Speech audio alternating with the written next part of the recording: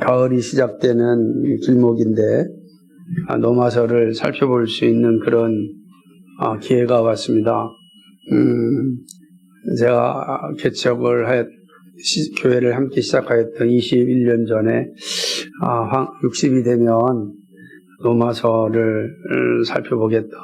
그런데 이제 60이 되었습니다. 시간이 이렇게 빨리 지나가는 줄 참 모르게 지났는데, 그래서 다시금 이제 시작을 하려고 하니까 괜히 그런 말을 했구나 하는 생각이 들었습니다. 50대 중반에 했으면 더 좋았을 것을 하는 생각이 많이 들었어요. 이게 5년 동안의 육체적인 연약함도 함께 오니까 그럴 수 있겠구나. 좀 더 힘이 있을 때 집중하여 공부하였으면 어땠을까, 이런 생각이 들기도 하였습니다. 로마서는 온전한 복음이 무엇인지를 아주 분명하게 보여주는 그런 말씀입니다. 그래서 이 교회사 가운데 이 로마서와 관계된 그런 인물들이 참 많습니다. 4세기에 황금의 잇이라고 하는 별명을 받은 설교자가 있었습니다. 요한 크리소스톰이라고 하는 교부이자 설교자였는데, 그가 이제 로마서 강해를 썼고, 그게 이제 우리나라 말로도 이제 번역되어져 있습니다.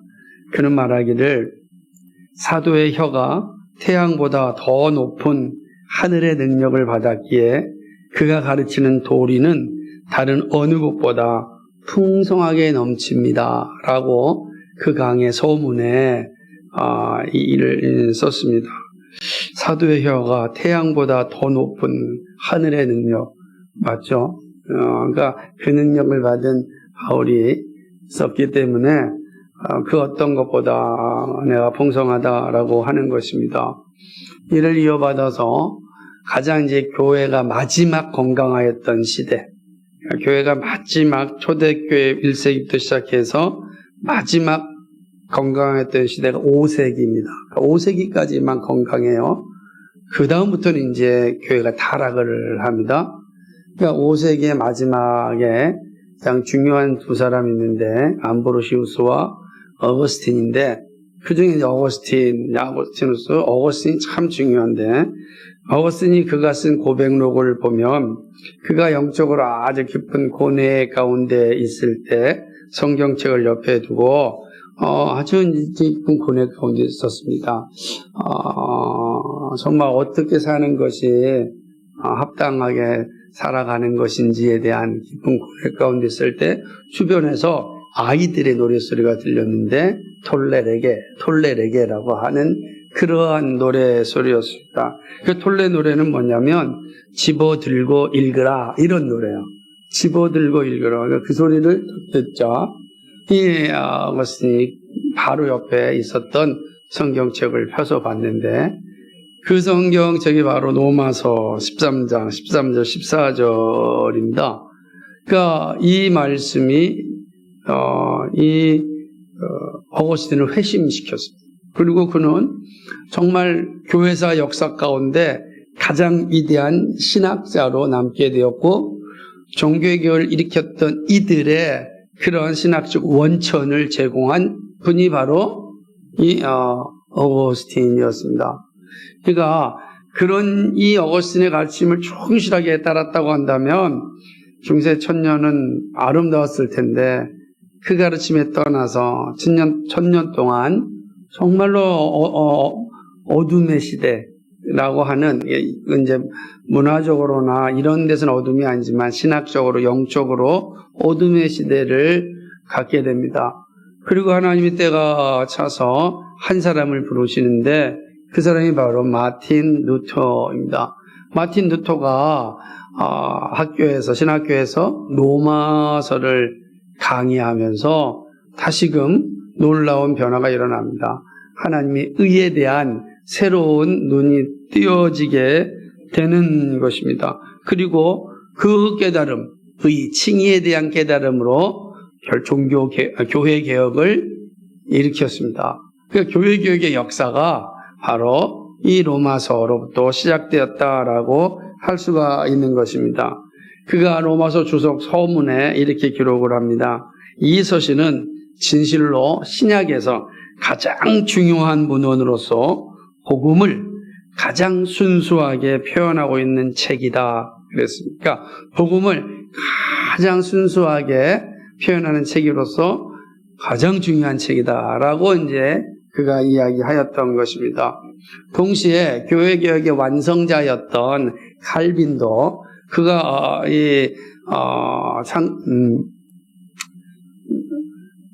로마서 주석을 썼는데 그 주석 서문에 이렇게 이야기를 하게 되는 겁니다. 서문인데 우리가 만일 본 서신을 참으로 이해하게 되는 경우 성경의 가장 심오한 호화들에 이르게 되는 열려진 문을 우리가 가지게 된다. 그러니까 놀랍지 않습니까? 그러니까 성경의 가장 심오한 보화들에 이르는 열려진 문을 가지게 된다. 이게 교회개혁의 완성자였던 칼빈이 그의 로마서 주석에서 이렇게 말하고 있습니다. 그러니까 가장 심오한 보석을 다들 갖고 있지 않겠어요? 그죠? 교회개혁이 이룬 다음에 이 말씀을 읽으면 여러분도 가장 심오한 보석을 가질 수 있는 문이 열려진다라고 했으니 이 로마서에 들어가고 싶지 않겠습니까? 그래서 교회사 가운데 정말 많은 해설서, 주석서, 연구서가 있는 게 로마서입니다. 이루 말할 수가 없죠. 그래서 여러분도 뭐 서점에 간다든지 인터넷 서점을 친다든지 그런 로마서와 로마서 주석에 대한 걸 쳐보면 마냥 한도 끝도 없이 나옵니다. 지금도 마찬가지로 그 로마서에 들어가서 그 놀라운 보화를 찾고자 하는 이들의 행렬이 대단한 것을 이제 보게 되는 것입니다.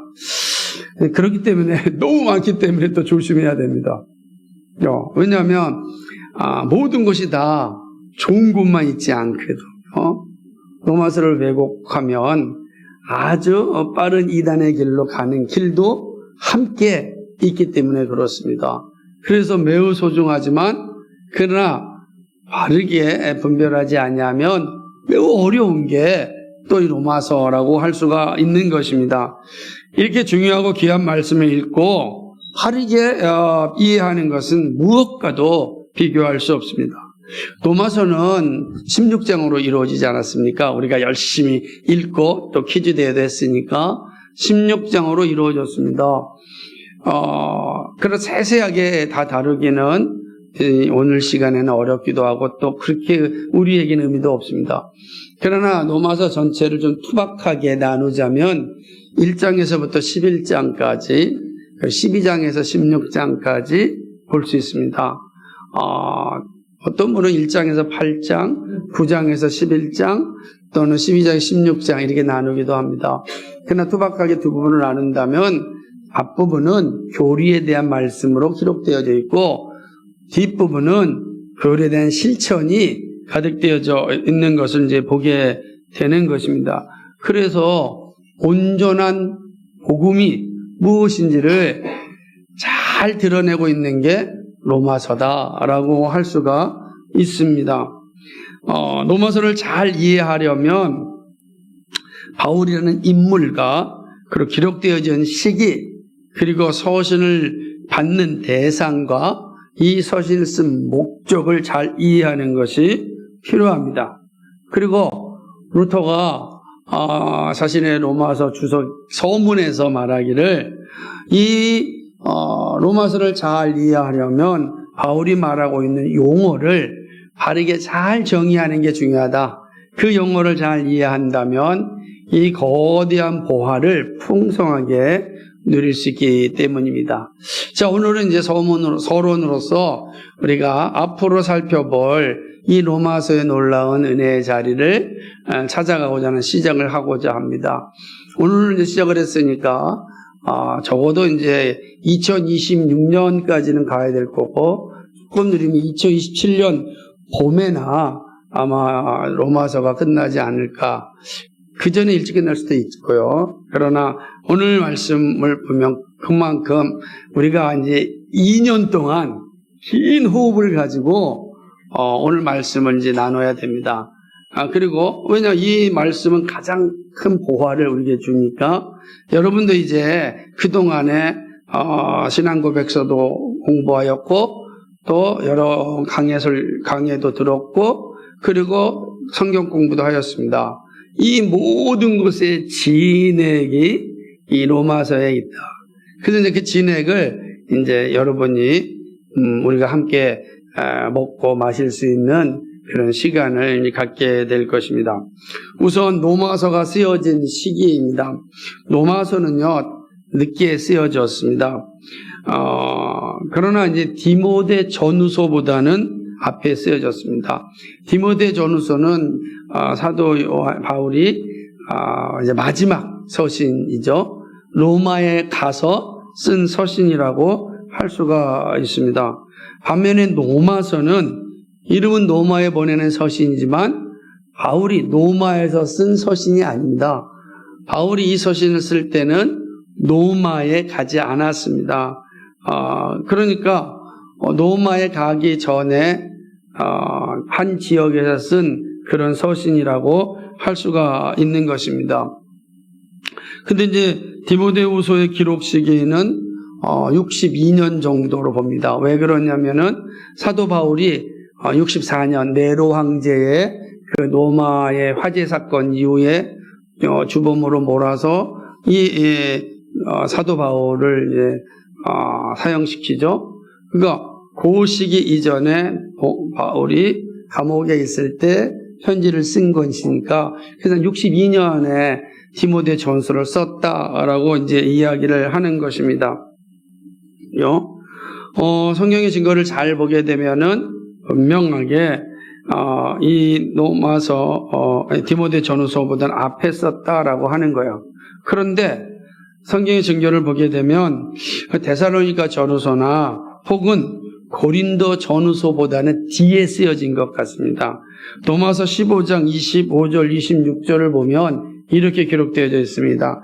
그러나 이제는 내가 성도를 섬기는 일로 예루살렘에 가노니 이는 마게도냐와 아가야 사람들의 예루살렘 성도 중 가난한 자들을 위하여 기쁘게 얼마를 연보하였습니다. 이렇게 말씀하고 있습니다.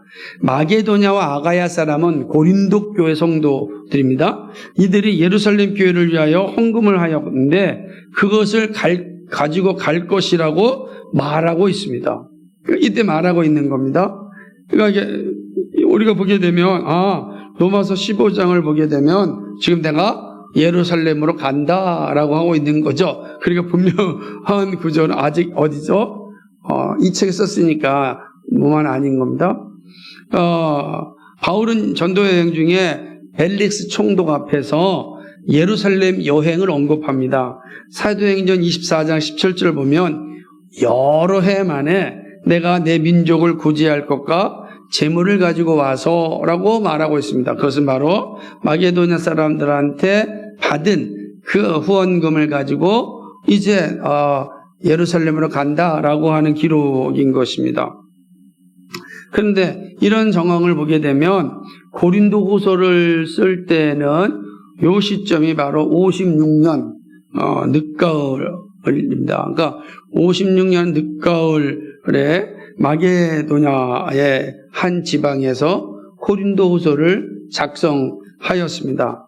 자, 그렇다고 한다면, 디모데후서보다는 앞이고, 그렇죠? 그리고 고린도 전후서보다는 뒤라고 한다면, 한 56년과 62년 사이에 이 로마서가 쓰여졌을 것이다.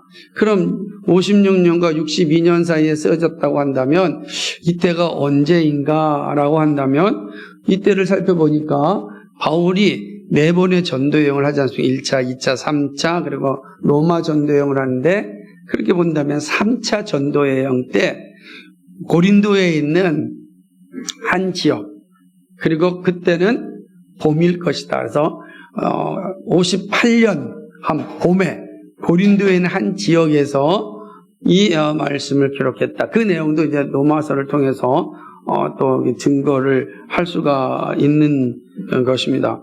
그러니까 이때는 이제 로마뿐만 아니라 열방의 제국을 누가 다스리고 있었냐면 네로가 이제 다스리고 있던 시기 아니겠습니까? 여러분, 네로 황제 시기 때는 로마에만 문제가 있었지 그가 살았던 제국에는 큰 문제가 없었던 것을 볼 수가 있는 것입니다. 그러므로 이 시기를 잘 보게 되면은 바울의 순교 시기인 64년 보다 앞서고 우리가 말씀했던 것처럼 58년에 로마서를 쏟고 62년경에 로마로 갔고 64년에 네로에 의하여서 순교를 당하게 됩니다.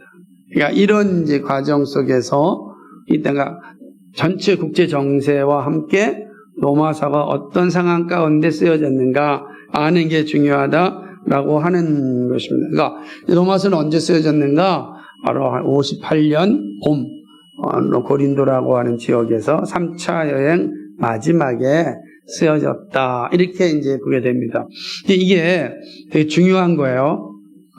이게 그 작성된 배경과 역사를 이해하는 게 중요해요. 근데 그때 누가 다스리고 있었다고요? 네로가 다스리고. 그 네로의 아버지가 누구죠? 클라우디우스요. 클라우디우스는 또 이제 살펴봅니다. 되게 중요한 과정 가운데 이게 로마서를 계속 읽을 때 그래서 이랬구나라는 것을 이해하게 되는 그런 중요한 단초가 되기 때문에 그렇습니다. 둘째, 이제 로마 교회를 한번 생각합니다. 로마서는 로마에 있는 교회에 보낸 편지입니다. 바울은요, 로마에 한 번도 가보지 않았습니다. 사도들 가운데 그 누구도 로마에 가지 않았습니다. 이때까지는요. 나중에 바울과 베드로가 함께 로마의 감옥에 갇혔고 둘 다 순교를 당합니다. 그러니까 그런데 이미 바울이 로마에 가기 전에 이 서신을 쓰고 있다라는 것 아니겠습니까? 그렇다고 한다면 우리가 알고 있듯이 고린도 교회라든지 에베소 교회라든지 데살로니가 교회 같은 것은 바울이 직접 복음을 전하여서 세운 교회였습니다. 그런데 로마에 있는 교회는 바울이 한 번도 로마에 간 적이 없어요. 근데 그곳에서 가옥교회가 세워지고 있었다라고 하는 것이죠. 로마서 1장 10절 11절을 보게 되면 바울의 마음이 나오는데 어떻게 하든지 이제 하나님의 뜻 안에서 너희에게로 나아갈 좋은 길 얻기를 구하노라. 내가 너희 보기를 간절히 원하는 것은 어떤 신령한 은사를 너에게 나누어 주어 너희를 견고하게 하려 함이니 라고 말하면서 뭐라고 보죠? 너희에게 나아갈 좋은 길 얻기를 간절히 구한다. 나 너희 보기를 간절히 원한다. 라고 하는 마음을 쓴 거야. 그러니까 썼을 때 지금 바울은 로마에 있지 않는 게 분명해지는 거죠.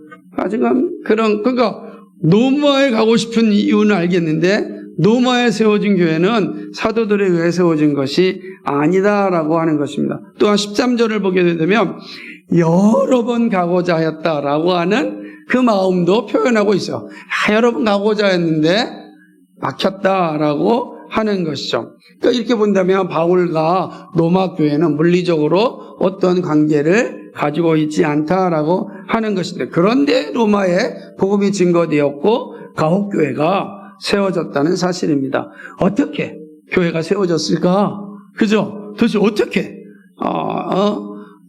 교회가 로마에 세워졌을까라고 하는 것입니다. 그 작은 힌트는 오순절 때 왔던 무리들 가운데 로마에서 온 사람들에게서 찾아볼 수 있습니다. 되게 중요한 겁니다. 이거는 이제 사도행전 2장 한번 볼까요? 잘 봅시다. 사도행전 2장. 여러분 용어를 8절, 9절 다 기억하고 있어야 돼요. 오순절 성령의 역사가 있었던 때였습니다. 작은 힌트입니다. 2장 보시겠습니까? 10절입니다. 시작. 브리기와 밤빌리아, 애국가 및 구레네에 가까운 리비아 여러 지방에 사는 사람들과 로마로부터 온 나그네 곧 유대인과 유대교에 들어온 사람들과 아멘. 로마로부터 나그네 곧 유대인과 유대교에 들어온 사람들이 있었습니다.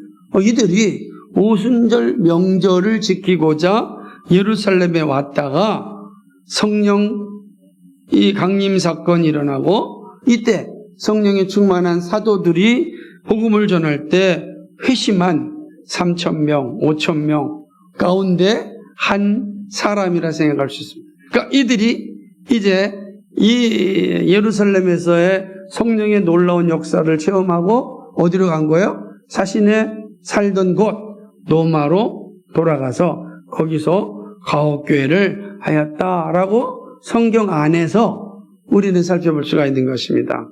그런데 이것은 세계에서 첫 번째, 두 번째 기독교 국가인 조지아와 아르메니아의 역사를 통해서도 알 수 있습니다. 조지아 아르메니아 역사를 통해서도 기독교가 어떻게 세워지고 있는지 알 수가 있는데 왜 그러냐면 다시 찾은 거 사도행전 2장 9절입니다. 2장 9절 같이 볼까요? 시작. 우리는 아데인가 메데인가 엘람인가 또 메소포타미아 유대와 갑바도기와 본도와 아시아 여기 언급된 지역은 오늘날의 트리키의 조지아 아르메니아 페르시아 지역을 포함합니다. 메소포타미아라는 두 강 사이라는 뜻이에요. 메소포타미아 문명이 있죠, 그죠? 여기에 이제 존재하게 되는 것입니다. 그리고 사도들 가운데 도마와 다데오와 바돌로메와 시몬과 마띠아와 안드레 등이 이곳에 복음을 전하였습니다. 그리고 그곳에 가옥교회가 세워졌습니다. 301년과 326년에 기독교 국가가 세워진 것이 바로 조지아 아르메니아 역사입니다. 물론 그 이전에 에데사가 존재합니다. 이처럼 로마에도 사도들이 가기 전에 오순절 예루살렘에서 예수를 믿었던 성도들이 있었습니다. 성령은 이들은 사도들이 올 때까지 준비시켜 놓으신 겁니다. 사도들이 로마에 올 때까지 이 복음을 듣고 회심한 이들이 가옥교회를 만들고 사도들이 와서 온전한 교회가 될 때까지 그들이 기다렸던 것입니다. 사도 바울도 로마에 가기 전에 로마에서 복음을 들었던 유대인 브릭슬라와 아굴라를 만나게 됩니다. 로마서 16장 3절을 보게 되면 이들 이름이 나타납니다. 브리스글라와 아굴라에게 문안하라. 그는 나를 위해서 자기 목숨까지 내어줄 사람이다. 이렇게 표현하고 있어요. 놀라운 사람이죠? 그런데 브리스글라 아굴라가 지금 어디서 바울을 만났냐면은 고린도에서 만났습니다. 왜? 브리스글라 아굴라가 로마에 있지 않고 고린도로 왔는가, 그리스로 왔는가 라고 하는 것은 네로의 아버지, 이제 나오는 거죠. 네로의 아버지 글라우디오 황제 시절에 이 황제가 유대인들과 그리스도인들의 다툼을 보고 이들을 다 추방시켜버립니다. 골치 아프니까. 다 이들을 로마에서부터 추방시킵니다. 글라우디오 황제는 41년에서 54년까지 통치하였습니다. 되게 중요한 거죠. 41년, 우리 2025년이니까 41년에서 51년까지 통치하였습니다. 근데 오순절은 언제 일어났습니까? 예수님이 공생애를 다 합치니까 33년에 일어난 거예요. 그러니까 오순절에 33년이에요. 33년에 오순절 성령 강림 사건이 일어났고 그곳에서 회심하였던 그리스도인들이 어디가 로마에 가서 가옥교회를 세우고 있었던 것입니다. 그러니까 8년 정도 지난 거죠. 이제 8년 이상 된 거죠. 그죠? 그 이상이 된 상황에 있었습니다. 그러니까 이제 가옥교회 성도들이 막 이것저것 생겨나고 있었던 시점이었습니다. 그러므로 바울이 로마에서 서신을 쓸 때 이미 가옥교회들이 자생하여 세워졌다고 할 수 있는 것입니다. 그런데 놀라운 것은요, 여기 또 있습니다. 오순절날 복음을 받아들인 사람들이 누구였는가라고 하는 거야. 그리스도인 아니죠. 그리스도인이 된 거니까, 그죠? 근데 오늘 사도행전 2장 9절을 보니까 뭐죠? 로마에서 온 유대인이라.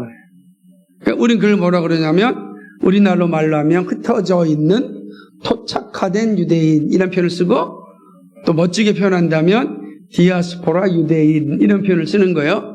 흩어져서 토착되어져 있는 유대인들이다. 그러니까 무슨 말이냐면 예수님의 공생의 오순절 성령 강림 사건 이전에 이미 로마에 뿐만 아니라 이 예루살렘 주변에 전체 누가 있었다는 거예요? 토착화된 유대인, 디아스포라 유대인이 있었다라고 하는 것을 볼 수가 있는 것입니다. 그러니까 이들은 유대의 명절을 지키기 위하여 명절이 때면 예루살렘으로 오는 겁니다. 마찬가지로죠. 우리가 명절 때 부모님 찾아서 그냥 그 몇 시간 걸려도 지방으로 가듯이 중국 같은 데는 며칠 걸려서 가잖아요. 그러니까 이렇게 가듯이 그들은 명절만 되면 가는 거예요.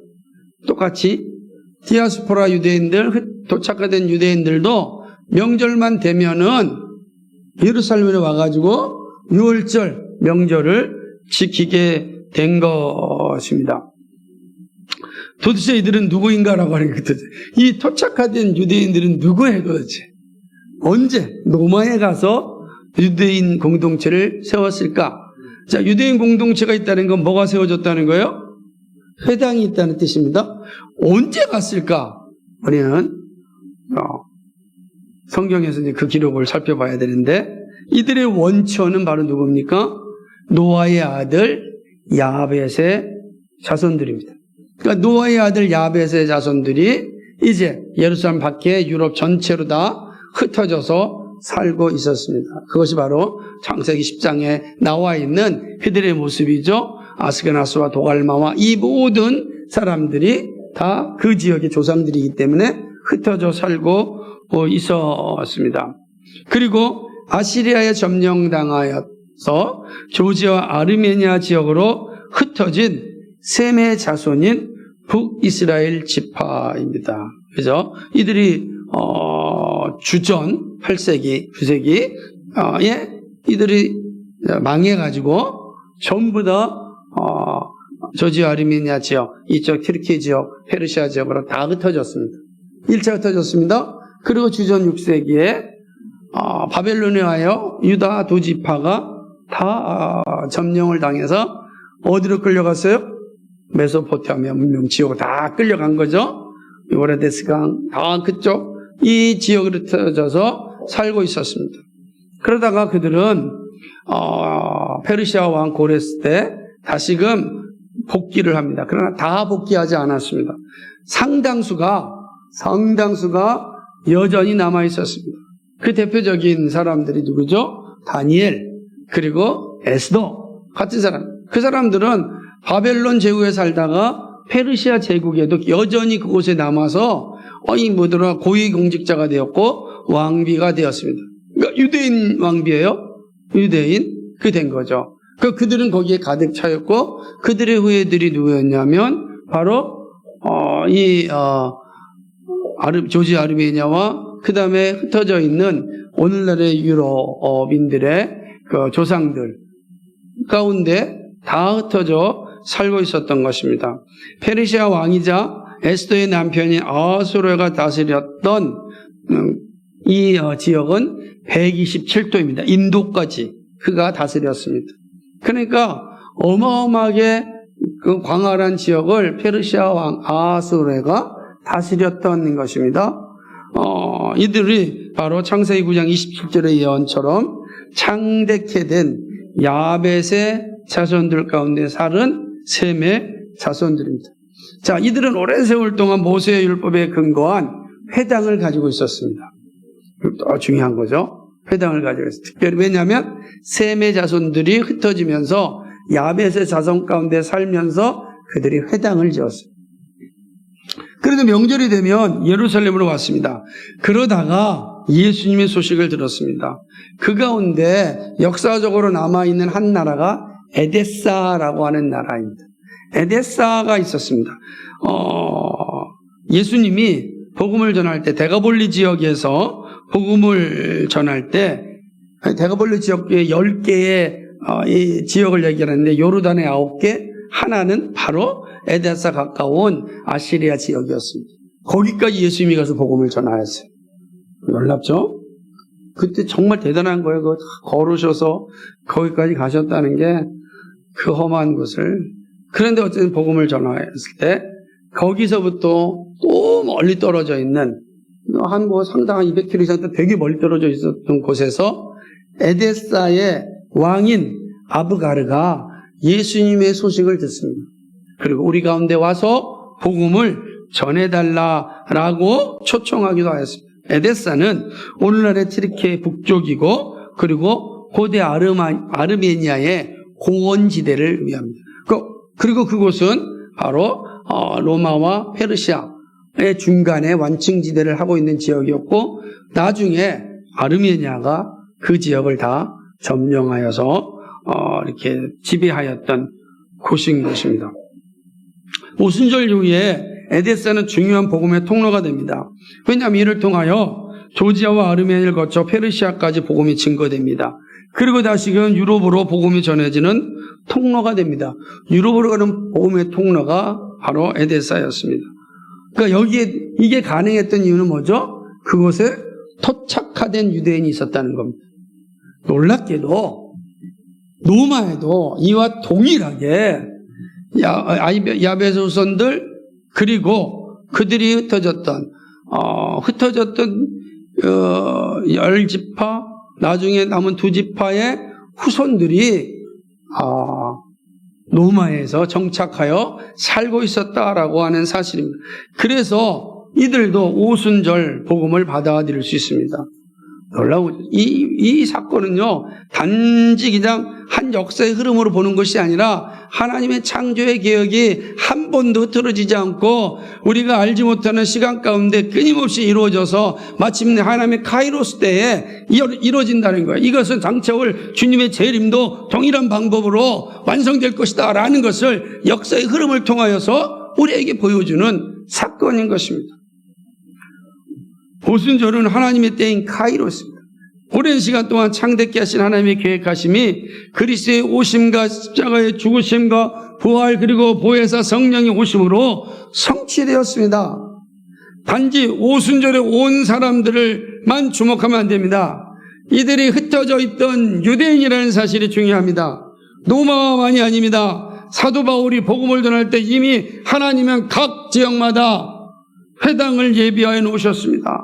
그리고 복음을 듣고 교회를 세우게 하셨습니다.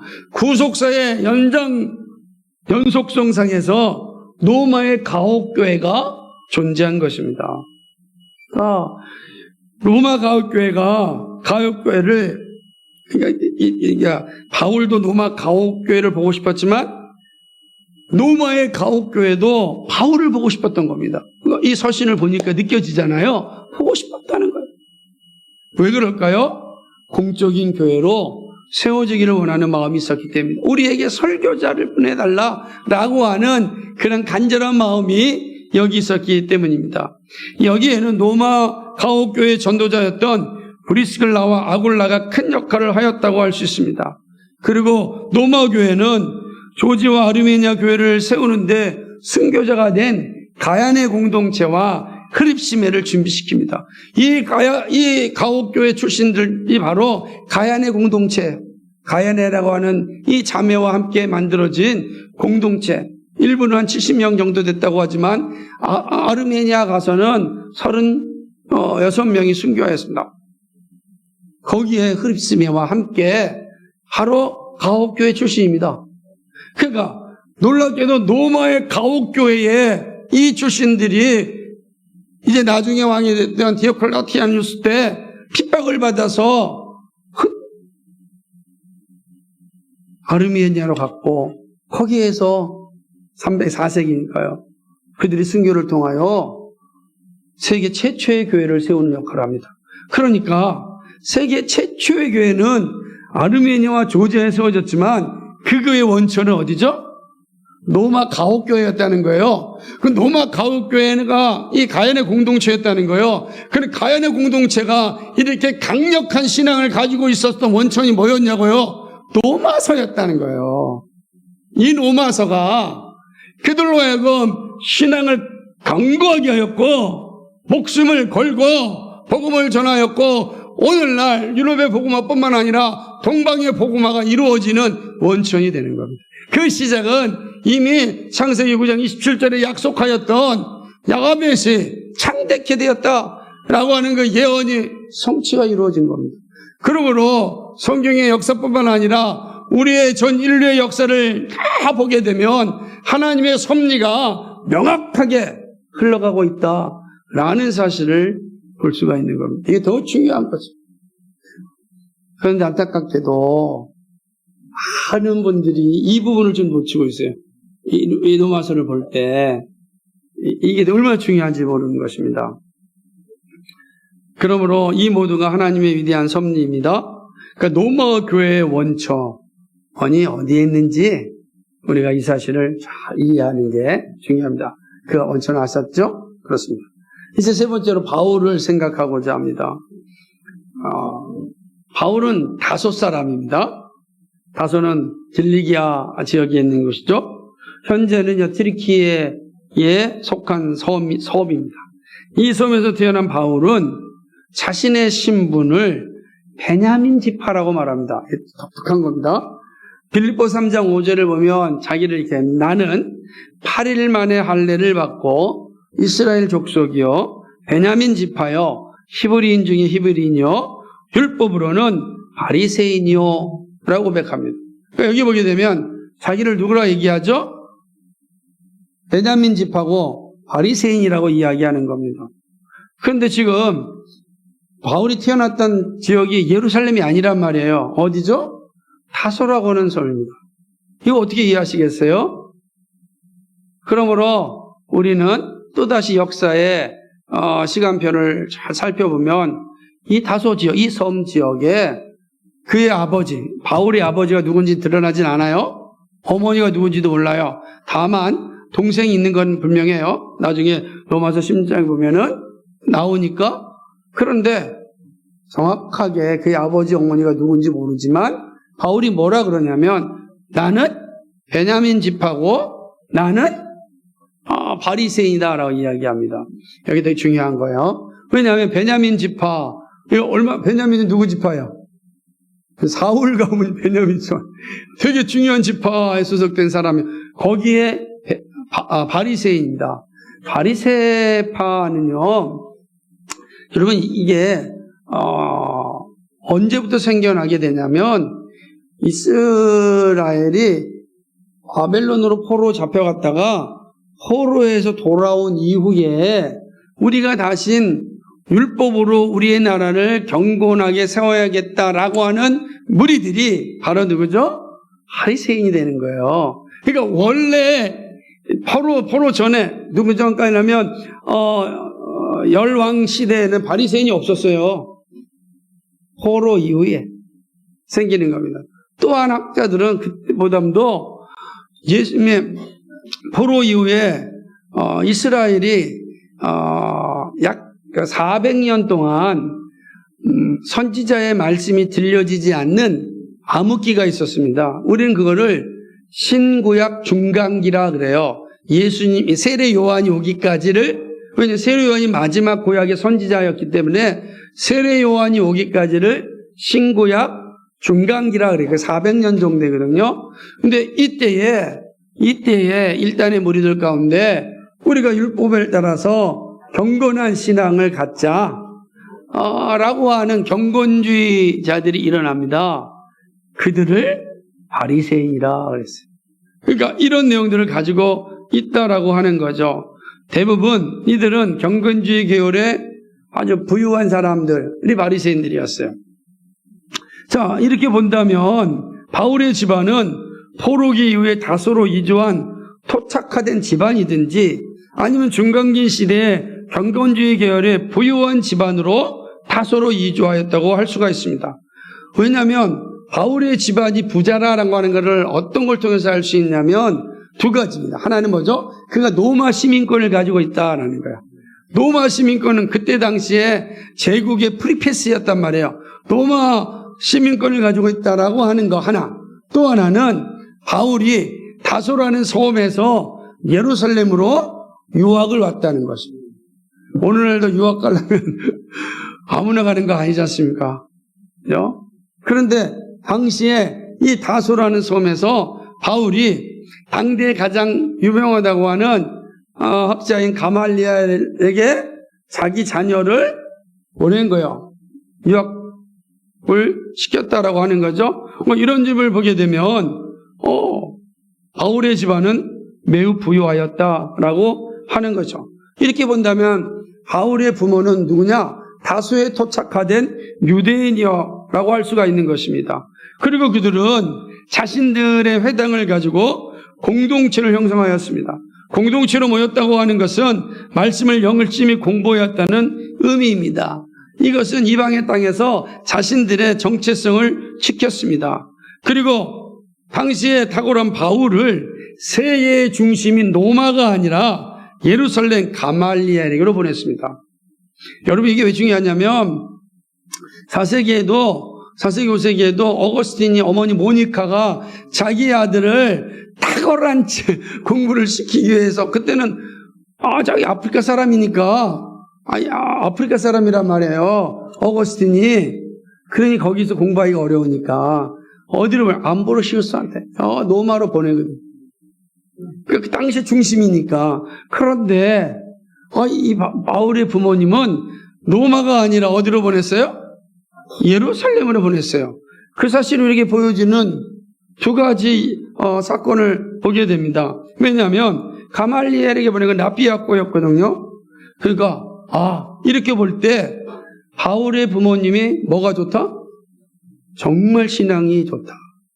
그러지 않겠어요? 바울을 납비로 세우려, 오늘날로 하면은 목사로 세우려고 하니까 그 마음이 있는 거예요. 민족을 구원할 사람은 목사다, 납비다 이 생각이 있었으니까 그걸 가지고 보내. 지금은 이제 별로 목사가 인기가 떨어져가지고 잘 안 보내려고 하죠, 그죠? 네. 제가 어릴 적만 해도 우리 부모님 세대들은요 와가지고 기도 제목 가운데 가장 많이 나고 다녀 뭐냐면 우리 자식들 가운데 목사로 부름받은 조교 이게 얼마나 많은지 몰라요. 그리고 그냥 뭐 인기도 많은데 요즘은 뭐 그냥 완전 나락에 떨어져 있는 거 아니까. 그러나 이 당시에도 마찬가지였다고요. 두 번째로는 뭐냐면 그렇다고 한다면 이 바울의 부모가 예루살렘 보냈다고 하는 건 바울의 부모가 민족성이 아주 강하다는 거예요. 자기 정체, 유대인이라고 하는 자기 민족성이 아주 분명한 사람들이에요. 그러니까 자기 아들을 너는 로마가 아니다. 왜 돈이 있었으니까 로마 시민권도 있었으니까 예루살렘으로 가고 거기서 납비 교육을 받으라 라고 한 거죠. 그러니까 열심히 특심한 사람 맞죠? 그러니까 그리스도인들을 죽이는데 앞장설 수 있고 스테반 돌 치는데 전혀 눈 한 번 깜짝하지 않고 돌 던지는 거예요. 이 신앙과 민족적 정체성이 확고하게 자랐어요. 어려서부터. 이 바울이라는 인물이에요. 확고한 거예요. 이런 사람이죠. 그러나 그들이 아버지의 생각과 다르게 하나님은 하나님의 때를 기다린 거죠. 이 탁월한 신앙을 가지고 있었고 지성을 가지고 있었을 뿐만 아니라 그리고 복음을 전할 수 있는 조건도 가지고 있었던 이 바울을 기다린 겁니다. 때가 되어서 부르셨고 위대한 사역자로 그가 가진 모든 것들을 다 배설물며 여기며 살게 하였습니다. 그가 가졌던 가문으로부터 받았던 모든 부와 명예 다 배설물 되었습니다. 그가 가졌던 로마의 시민권 다 배설물이었습니다. 그가 가졌던 것들 모든 지식도 초등학문이라 예수 그리스도를 알고 나서부터 내가 알았던 모든 율법은 초등학문 다 버려버렸습니다. 놀라운 거죠. 하나님께 준비하신 겁니다. 하나님의 변함없는 일하심을 볼 수 있습니다. 저 창세기부터 시작된 하나님의 일하시며 한 번도 쉬지 않고 역사의 물줄기를 통하여서 마침내 그리스도가 오게 하셨고 그리스도를 증거하기 위하여 하나님께서 바울을 준비하셨고 바울을 통하여 로마 교회가 건강하게 세워졌고 그 교회를 통하여 조지와 아르메니아 세계 최초의 기독교가 세워졌고 오늘날 이 역사 가운데 주님의 교회가 세워지는 일이 일어난 겁니다. 여러분, 우리가 이곳에 있는 것이 그냥 우연히 있는 것이 아니라 하나님의 위대한 역사 가운데 우리가 존재하는 겁니다. 이 의식을 가지고 있어야 됩니다. 그러니까 내가 의미 없이 게으르게 살면 안 되는 이유가 여기 있는 거예요. 우리가 이런 존재란 말이에요. 이걸 깨닫는 게 바로 회심입니다. 거듭난 백성의 모습이다라고 하는 것이죠. 하나님의 변함없는 일하심을 볼 수 있습니다. 우리가 정치할 때도 하나님 변함없이 일하십니다. 이럴 때 바울의 출신과 예루살렘의 여정을 이해해야 합니다. 이제 마지막 네 번째로 로마의 서신을 보낸 목적입니다. 바울은 로마에 세워진 가옥교회가 다른 사도들에 의해 세워진 것이 아님을 알고 있었습니다. 바울이 고린도에서 교회를 세울 때 함께하였던 브리스글라와 아굴라를 통하여 로마 가옥교회 이야기를 들었습니다. 그가 어떻게 고린도에 오게 되었는지 그들은 바울은 들었고 잘 알고 있었습니다. 사도행전 18장 2절에 보게 되면은 바울이 이 사실을 정확하게 기록합니다.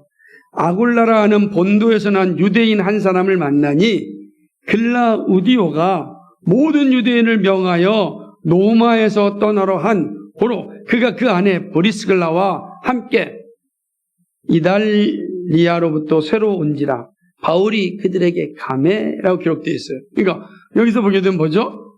글라우디오가 모든 유대인을 명하여 로마에서 떠나라 한 거로 기록해놨죠. 봅니다. 이 사건 내용을 잘 알려면 우리 하이델베르크 그 홀에 가면은 타키투스의 연대기라고 하는 책이 있습니다. 거기에 이 부분이 잘 기록되어 있어요. 한번 읽어보세요. 그러니까 결국은 이 브리스라 아굴라가 이렇게 이제 로마로도 추방당해서 고린도에 오게 됐고 하나님의 놀라운 계획 가운데 바울을 만나게 됐고 바울은 이들로부터 로마에 대한 이야기를 듣게 되었고 그래서 로마에 가고 싶었던 거예요. 로마에. 그죠? 그래서 로마서 15장 22절 23절에 이렇게 기록합니다. 한번 읽어보시겠어요? 로마서 15장 22절 23절.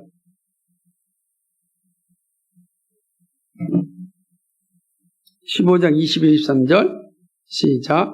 그러므로 또한 내가 너희에게 가려 하던 것이 여러 번 막혔더니 이제는 이 지방에 일할 곳이 없고 여러 해 전부터 언제든지 서반하러 갈 때에 너희에게 가기를 바라고 있어.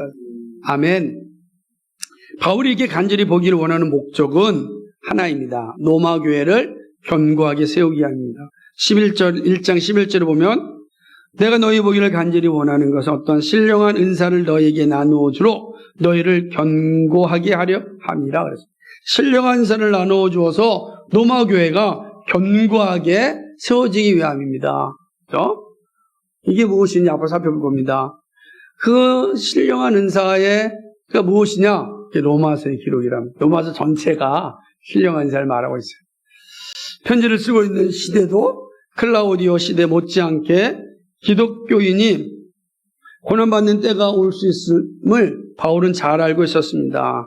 바울은 로마 교회가 고난과 핍박을 이기고 건강하게 세워질 수 있는 길을 알려주고자 하였습니다. 정말로 어렵고 고통과 환난과 아픔이 올 때에 믿음을 끝까지 지키고 견뎌낼 수 있는 것을 내가 너에게 알려주고 싶다. 이게 이 서신의 목적입니다. 설교자의 목적은 다 이거밖에 없어요. 성도들로 하여금 견고하게 세워지기를 원하는 마음입니다. 그거만 있으면 되니까.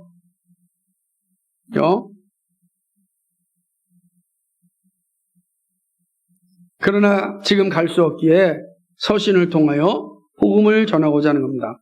1장 15절 17절 한번 읽어볼까요? 네, 그 마음을 이 편지에 남겨놨어요. 로마서 1장 15절 17절 시작.